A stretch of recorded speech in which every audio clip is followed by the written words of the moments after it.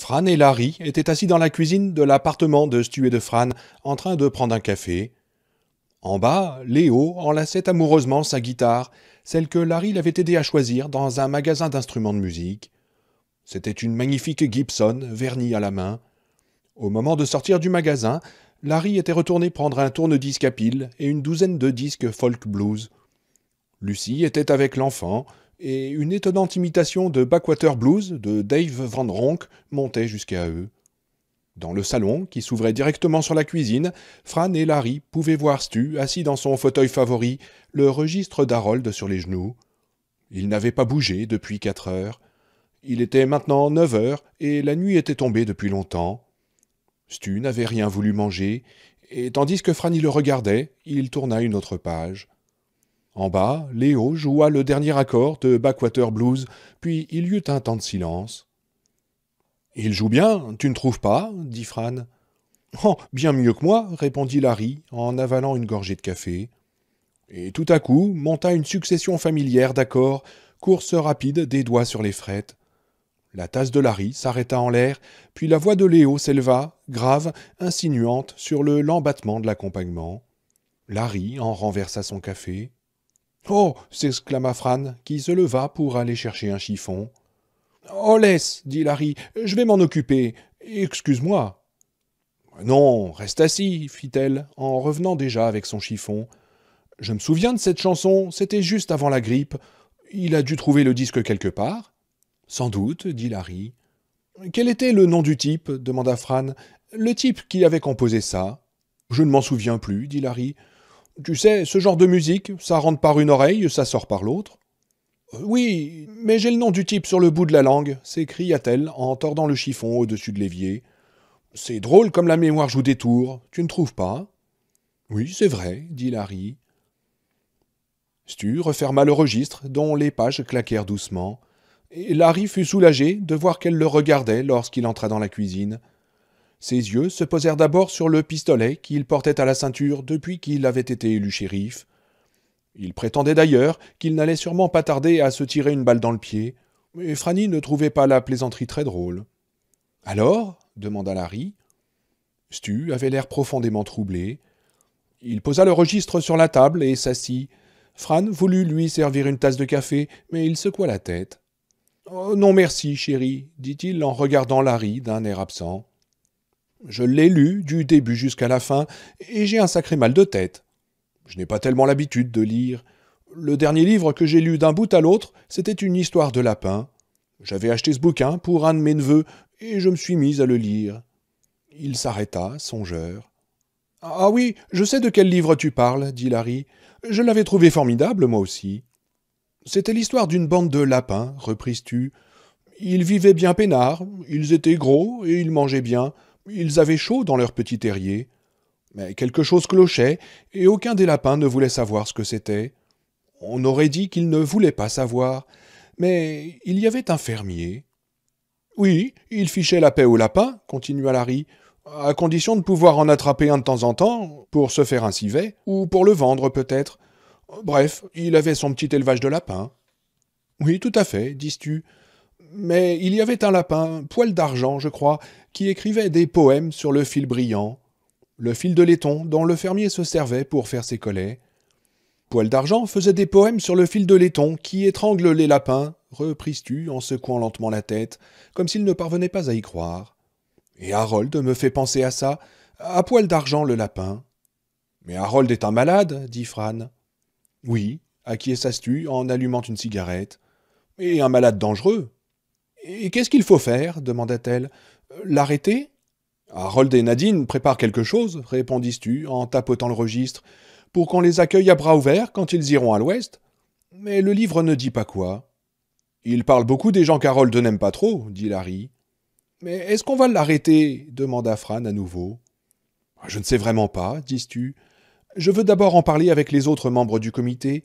Et qu'est-ce qui est prévu pour demain soir, Larry ? Eh bien, la réunion va se dérouler en 2 parties, répondit Larry. Séance publique d'abord, ensuite séance à huis clos.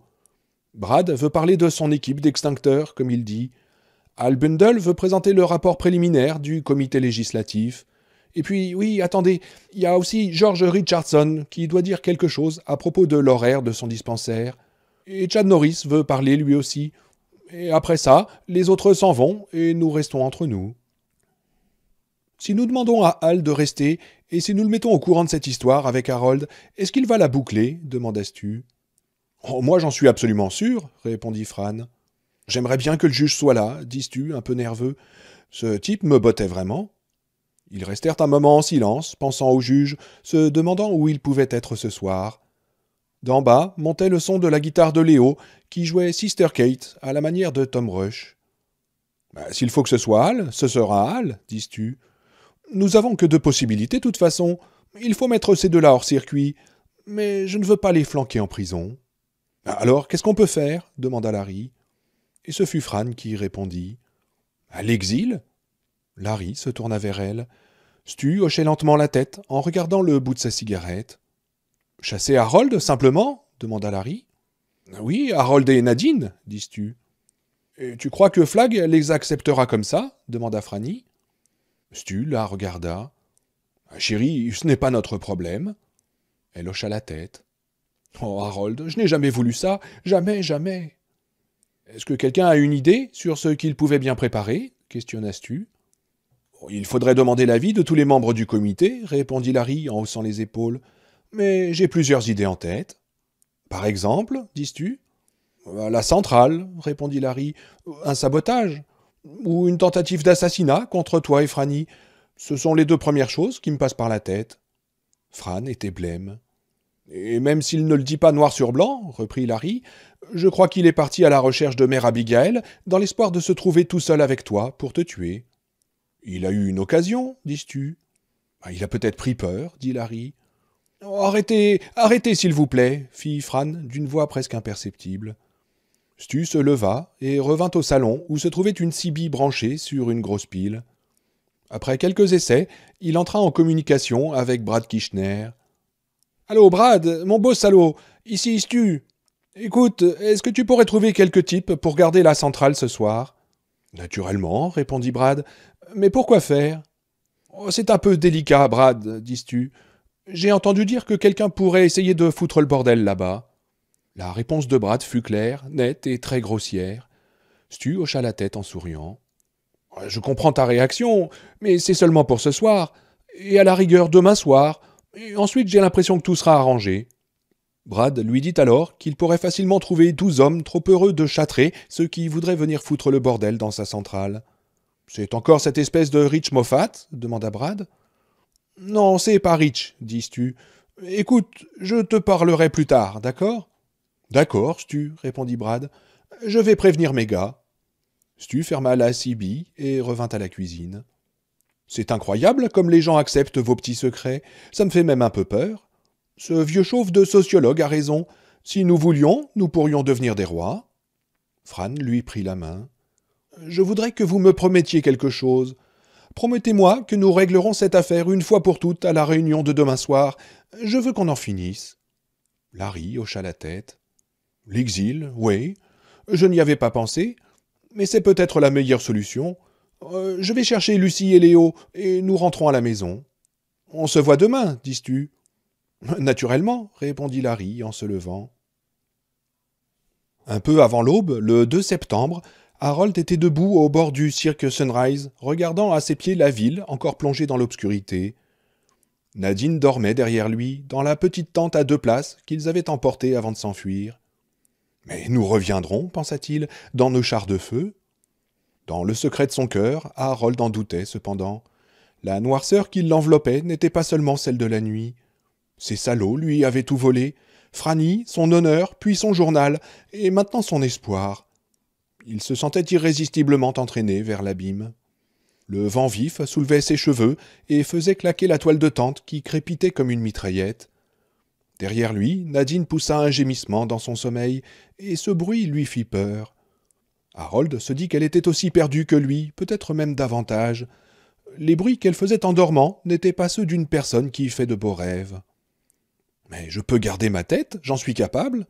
Si je peux redescendre vers ce qui m'attend avec l'esprit intact, ce sera quelque chose. Oh oui, quelque chose. » Il se demanda s'ils étaient là-bas maintenant, Stu et ses amis, encerclant sa petite maison, s'ils attendaient qu'il rentre pour l'arrêter et le jeter en prison. Son nom passerait à l'histoire, si un de ces connards était encore capable d'écrire l'histoire, comme celui du premier tolard de la zone libre. Le faucon en cage. Eh bien, ils allaient attendre longtemps. Il était parti pour l'aventure, et il ne se souvenait que trop clairement de ce que lui avait dit Nadine lorsqu'il avait posé la main sur ses cheveux blancs. « C'est trop tard, Harold !» Et ses yeux étaient ceux d'un cadavre. « Bon, d'accord, » murmura Harold, « on y va. » Autour de lui, au-dessus de lui, le vent noir de septembre faisait claquer les feuilles des arbres. La réunion du comité de la zone libre débuta 14 heures plus tard dans le salon de la maison où vivaient Ralph Brentner et Nick Andros. Assis dans un fauteuil, Stu réclama le silence en frappant sur la table avec sa canette de bière. « Bon allez, ok, on commence !» Glenn était assis avec Larry sur le petit banc de pierre qui faisait le tour de la cheminée, le dos tourné au modeste feu que Ralph avait allumé. Nick, Suzanne et Ralph s'étaient installés sur le canapé. Comme toujours, Nick tenait à la main son crayon et son bloc-notes. Brad était debout à la porte, une boîte de bière à la main. Il parlait à Hal, qui était en train de se réchauffer avec un scotch allongé d'eau gazeuse. George Richardson et Chad Norris avaient pris place devant la grande baie vitrée. Ils regardaient le soleil se coucher. Franny était assise en tailleur, le dos confortablement appuyé contre la porte du placard où Nadine avait caché la bombe, le sac où se trouvait le journal d'Harold posé sur ses jambes. « La séance est ouverte, » reprit Stu, en tapant plus fort sur la table. « Le magnétophone fonctionne, le prof ?»« Oui, très bien, » répondit Glenn. « Et je vois avec plaisir que votre bouche fonctionne à merveille. »« Oui, je lui mets un peu d'huile de temps en temps, » répondit Stu. Puis il regarda à tour de rôle les 11 personnes installées dans le grand salon. « Bien, démarrons sur les chapeaux de roue, mais je voudrais d'abord remercier Ralph qui nous offre son toit, le liquide et les crackers. »« Il se débrouille vraiment très bien, » pensa Fran. Elle essayait de voir à quel point Stu avait changé depuis le jour où Harold et elle l'avaient rencontré, mais c'était impossible. On devient trop subjectif avec les personnes à qui on tient beaucoup. Mais elle savait que lorsqu'elle l'avait vu pour la première fois, Stu aurait été très étonné d'apprendre qu'il présiderait un jour une réunion de près d'une douzaine de personnes. Et il aurait probablement sauté en l'air à l'idée de présider une assemblée générale de la zone libre devant plus de 1000 personnes. Le Stu qu'elle voyait devant elle n'aurait jamais existé sans l'épidémie. « L'épidémie t'a libéré, mon amour, pensa-t-elle. Je peux pleurer pour les autres et pourtant être si fière de toi, t'aimer si fort. » Elle changea de position pour mieux s'appuyer contre la porte du placard. « Nos invités vont parler en premier, dis Stu. Ensuite, nous aurons une courte réunion à huis clos. Y a-t-il des objections ?»« Aucune, apparemment. »« Bon, très bien. Je donne la parole à Brad Kirchner. Écoutez-le bien, parce que c'est le type qui va remettre des glaçons dans vos verres de whisky d'ici 3 jours. » L'assistance ne se fit pas prier pour l'applaudir généreusement. Rouge comme une tomate, tiraillant furieusement sa cravate, Brad s'avança au centre de la pièce. Il faillit d'ailleurs trébucher sur un coussin. « Je suis vraiment très heureux d'être ici, » commença Brad, d'une voix chevrotante et monocorde. Il aurait certainement préféré être ailleurs, même au pôle Sud, devant un congrès de pingouins. Là, Et il s'arrêta, jeta un coup d'œil à ses notes, puis son visage s'éclaira. « Ah oui, la centrale électrique !» s'exclama-t-il de l'air de quelqu'un qui vient de faire une grande découverte. « La centrale est pratiquement réparée. Voilà. » Il fouilla encore dans ses notes, puis reprit son petit discours. « Hier, nous avons remis en marche 2 alternateurs, et comme vous le savez, l'un d'eux a surchargé et il a perdu la boule. Enfin, c'est pas vraiment ça, je veux dire qu'il a surchauffé. Non, surchargé. Enfin, vous voyez ce que je veux dire. » Il y eut quelques rires étouffés qui semblèrent mettre Brad un peu plus à l'aise. « Si c'est arrivé, c'est parce que les gens ont laissé tous leurs appareils branchés quand l'épidémie est arrivée, et que les autres alternateurs n'étaient pas prêts à prendre une partie de la charge. Nous pouvons régler le problème en mettant en marche le reste des alternateurs. 3 ou 4 auraient suffi, mais ça n'éliminerait pas les risques d'incendie. Il faut donc éteindre tous les appareils, cuisinière électrique, couverture chauffante et tout le bazar. En fait, je me suis dit que le moyen le plus rapide serait d'entrer dans toutes les maisons où il n'y a personne et de disjoncter le compteur. Vous comprenez ? Maintenant, lorsque nous serons prêts à remettre le jus, je crois qu'il faudrait prendre quelques précautions élémentaires contre les incendies. J'ai pris sur moi d'aller faire un tour à la caserne des pompiers du quartier Est, et... Le feu pétillait joyeusement. Tout ira bien, pensa Fran. Harold et Nadine se sont envolés sans demander leur reste, et c'est peut-être mieux ainsi. Le problème est réglé, et Stu n'a plus rien à craindre d'eux. Pauvre Harold, j'ai de la peine pour toi, mais tout compte fait, j'ai encore plus peur de toi. Tu me fais pitié, et j'ai peur de ce qui pourrait arriver, mais je suis bien contente que ta maison soit vide et que tu sois parti avec Nadine. Je suis heureuse que tu nous aies laissés tranquilles. Harold était assis en tailleur, sur une table de pique-nique, comme une illustration d'un manuel zen écrit par un esprit dérangé. Ses yeux étaient brumeux, perdus dans le lointain. Il s'était réfugié dans ce lieu froid et étrange où Nadine ne pouvait le suivre. Elle avait peur. Dans ses mains, il tenait le jumeau du talkie-walkie qu'il avait déposé dans la boîte à chaussures.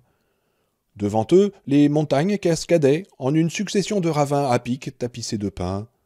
Des kilomètres à l'est, 20 peut-être, ou 60, le relief s'adoucissait, cédant la place aux grandes plaines du centre de l'Amérique qui se perdaient dans un brouillard bleuté à l'horizon.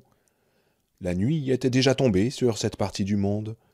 Derrière eux, le soleil venait de disparaître au-delà des montagnes, soulignant leur crête d'un trait d'or qui bientôt s'émietterait avant de s'évanouir. « Quand » demanda Nadine. Elle était très tendue et avait furieusement envie d'aller au petit coin. « Bientôt » répondit Harold. Son sourire forcé d'autrefois s'était adouci, lui donnant une expression qu'elle ne parvenait pas à définir, car elle ne l'avait jamais vue sur son visage. Il lui fallut quelque temps pour comprendre. Harold avait l'air heureux. Le comité décida d'autoriser Brad à recruter 20 extincteurs. Ralph accepta de poster 2 camions de pompiers à la centrale électrique lorsque Brad serait prêt à rétablir le courant.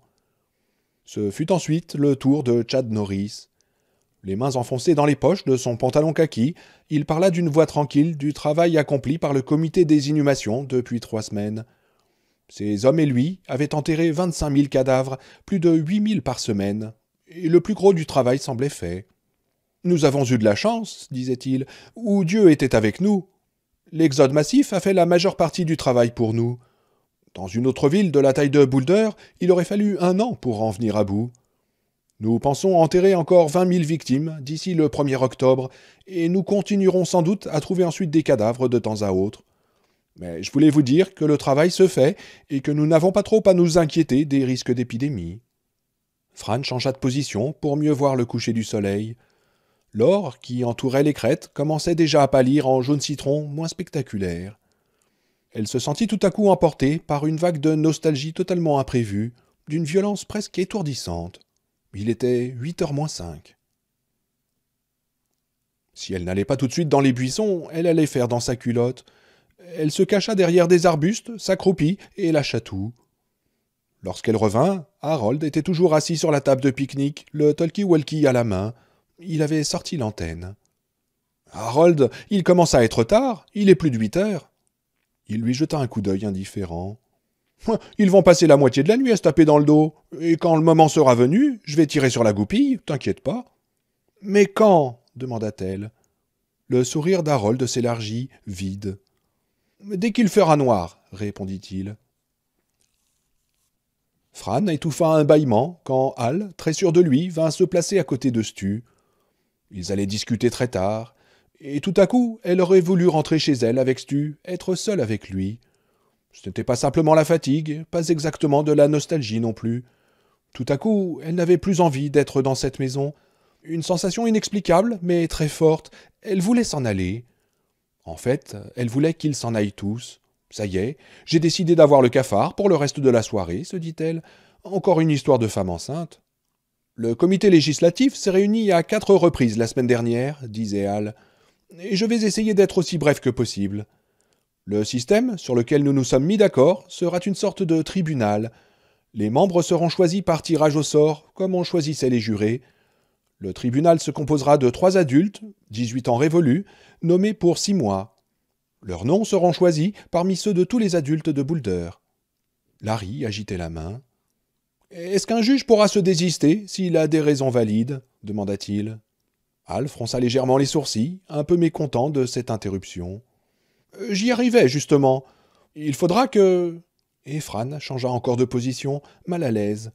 Et Suzanne lui fit un clin d'œil. Mais Fran n'avait pas envie de s'amuser. Elle avait peur, et peur aussi de cette peur dont elle ne voyait pas la raison, si c'était possible. D'où lui venait cette impression étouffante, cette sensation d'être enfermée? Elle savait ce qu'il fallait faire avec ces impressions, les ignorer, au moins dans le monde d'autrefois. Mais la transe de Tom Cullen et celle de Léo...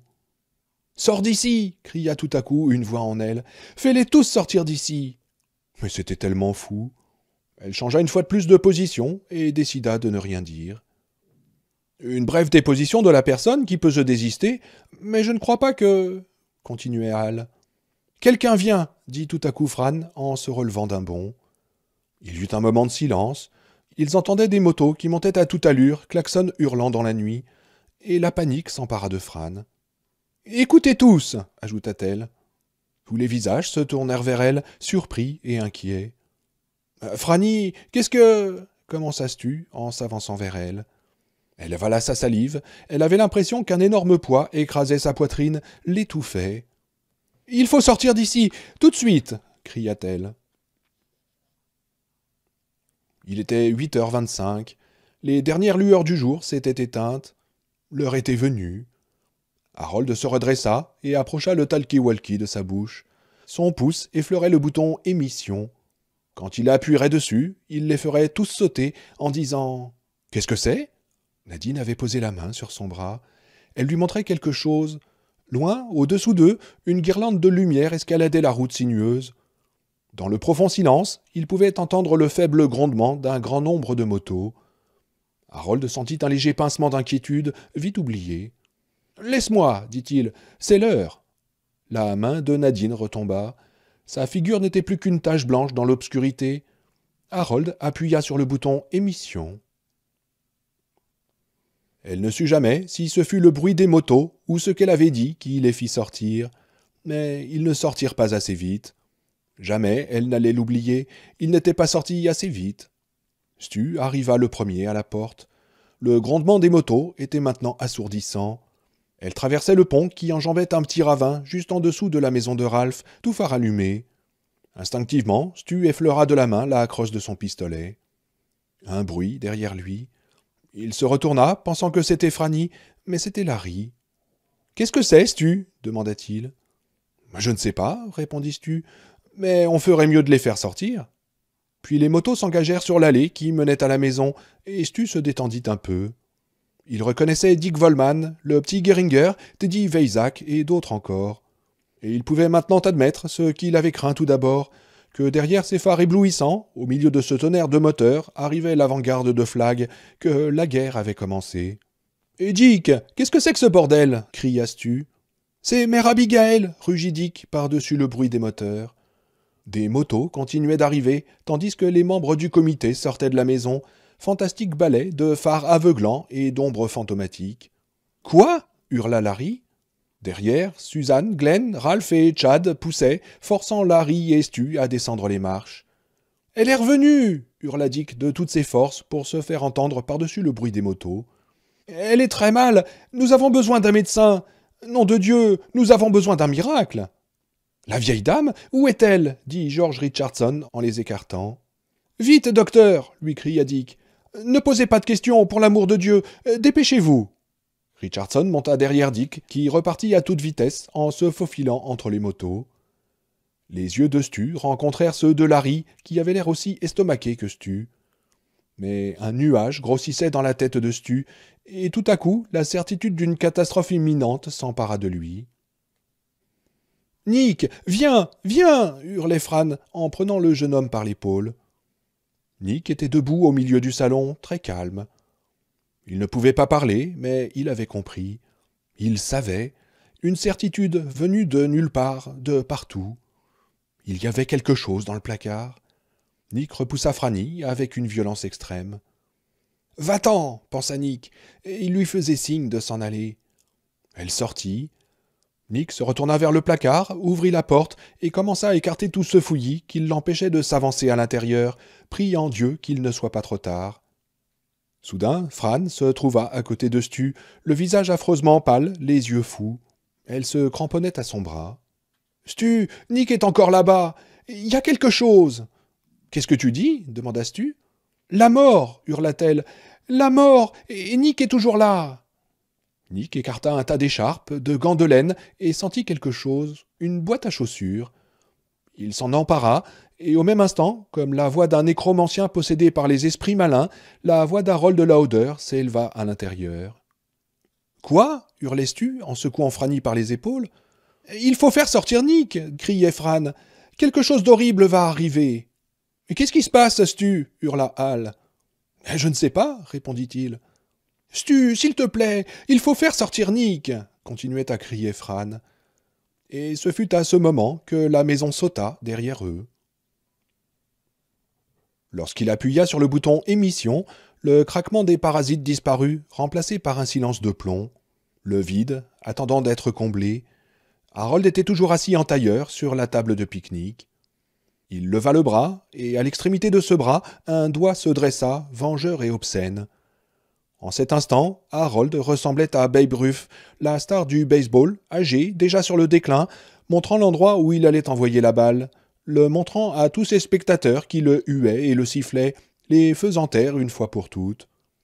Il s'approcha du micro du talkie-walkie et parla d'une voix ferme mais retenue. « Ici Harold Emery Lauder. Je fais ceci de mon propre gré. » Une étincelle bleuâtre salua son « ici ».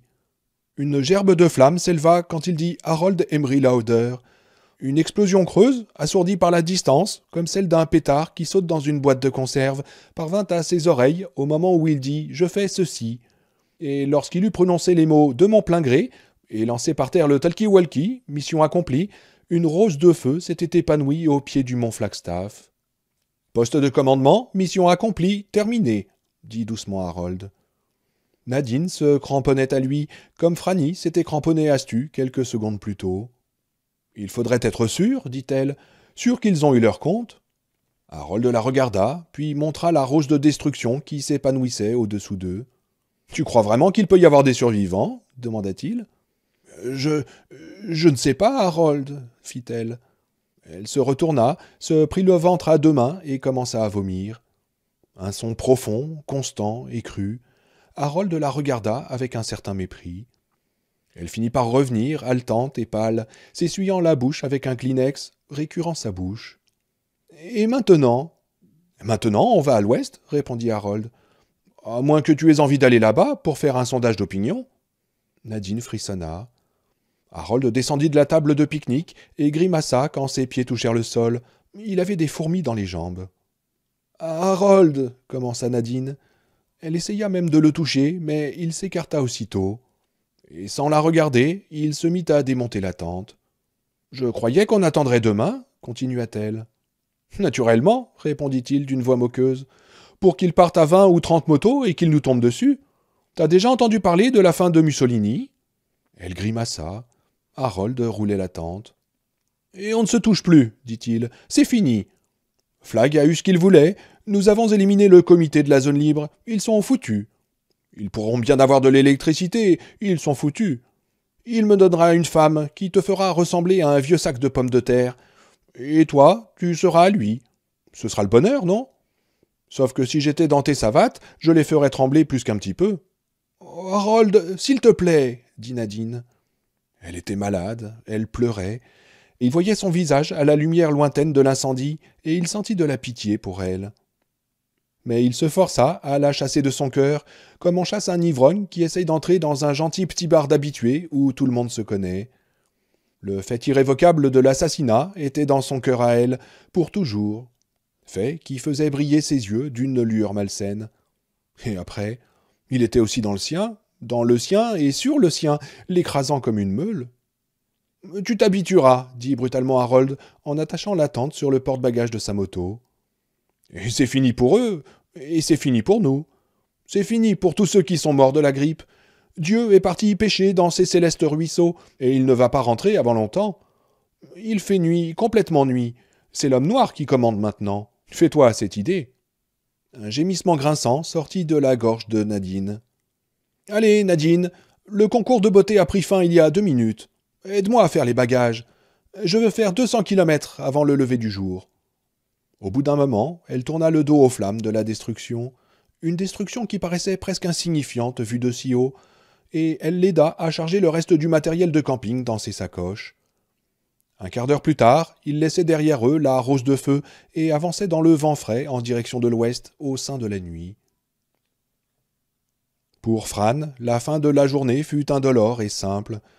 Elle sentit un souffle chaud dans son dos et tout à coup se retrouva en train de voler dans la nuit. Ses sandales étaient restées derrière elle. Elle atterrit très violemment sur une épaule, mais ne sentit aucune douleur. Elle se trouvait au fond du ravin qui s'ouvrait au pied du jardin de Ralph. Une chaise se posa bien sagement devant elle sur ses quatre pattes. Le coussin du siège, complètement noirci, fumait comme un encensoir. Quelque chose tomba sur la chaise, puis roula par terre. Avec une horreur détachée et clinique, elle vit que c'était un bras. « Mais Stu, qu'est-ce qui se passe ?» se dit-elle dans sa tête. Puis un rugissement assourdissant, régulier, s'éleva autour d'elle. Des objets se mirent à pleuvoir partout, des pierres, des débris de bois, des briques, un bloc de verre, dont les innombrables fissures formaient comme une toile d'araignée. La bibliothèque du salon de Ralph n'était-elle pas faite de ces blocs ? Puis un casque de moto, percé d'un trou horrible, mortel, à l'endroit de la nuque. Elle voyait tout très clairement, beaucoup trop clairement. Il faisait noir quelques secondes plus tôt. « Stu, mon Dieu, où es-tu ? Et que s'est-il passé ? Nick, Larry !» Des gens hurlaient, et le rugissement continuait encore. La lumière était maintenant plus forte qu'en plein jour. Le moindre caillou jetait une ombre, des choses continuaient à pleuvoir autour d'elle.